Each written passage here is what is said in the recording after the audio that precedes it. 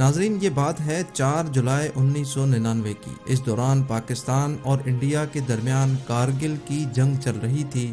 Captain colonel Sher Khan کو tiger ہل جانے کا حکم ملا، جہاں پاک فوج نے 3 مورچے بنا رکھے تھے جن پر دشمن نے قبضہ کر لیا تھا۔ جب افسران نے کیپٹن کرنل شیر خان کو اچھی طرح بریف کیا تو کیپٹن شیر خان نے جواب دیا کہ میں اپنی جان پر کھیل کر بھی دشمن کو یہاں سے جانے پر مجبور کر دوں گا۔ اگلی صبح ہوتے ہی captain colonel Sher Khan tiger ہل پہ پہنچے اور وہاں دشمن کے مورچوں پر حملہ کر دیا۔ حملہ اتنا خطرناک تھا کہ پہلے ہی حملے میں دشمن وہاں سے بھاگ نکلا۔ کیپٹن نے وہاں کنٹرول سنبھال کر اپنے افسران کو آگاہ کیا اور مزید آگے بڑھنے کی بات چیت ابھی شروع ہی کی تھی کہ دشمن کی فوج نے پلٹ کر حملہ کر دیا۔ اس جگہ پاک فوج کے سپاہیوں کی تعداد بھی کم تھی اور اسلحہ بھی بہت کم بچا تھا، لیکن ایک چیز بہت زیادہ تھی اور وہ تھی ہمت۔ پاک فوج کے سپاہی پوزیشن بدل بدل کر دشمن سے لڑتے رہے، لیکن اسلحے کی برتری حاوی ہو چکی تھی۔ پاکستان فوج کے سپاہی ایک ایک کر کے جام شہادت نوش کرتے گئے۔ اسی دوران کیپٹن کرنل شیر خان بھی زخمی ہو چکے تھے، لیکن یہ بات دشمن کو پتہ نہیں تھی۔ اتنے میں کیپٹن شیر خان کو دشمن کے ایک فوجی کی آواز سنائی دی جو زور زور سے گالی دے کر اپنے ساتھیوں کو کہہ رہا تھا کہ سارے مر گئے ہیں۔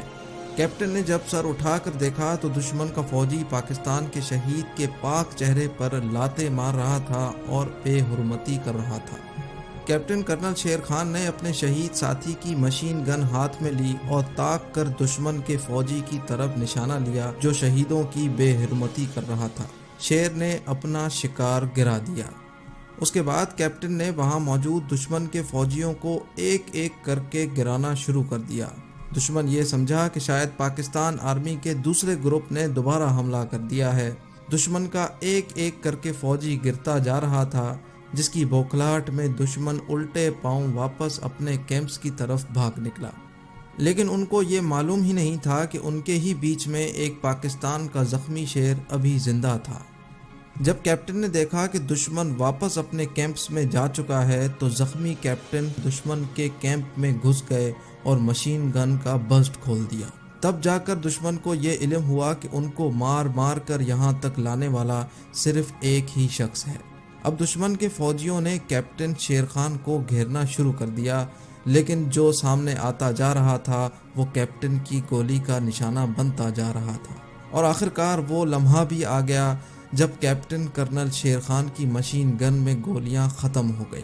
اتنے میں دشمن کا کمانڈنگ آفیسر آیا۔ انہوں نے کیپٹن شیر خان کو گھیر لیا اور ہتھیار ڈالنے کا کہا، لیکن شیر کہاں ہتھیار ڈالتے ہیں۔ کیپٹن نے قریب کھڑے کمانڈنگ آفیسر کے سر پہ بندوق کا بٹ مارا تو کمانڈنگ آفیسر نے فائر کا حکم دے دیا۔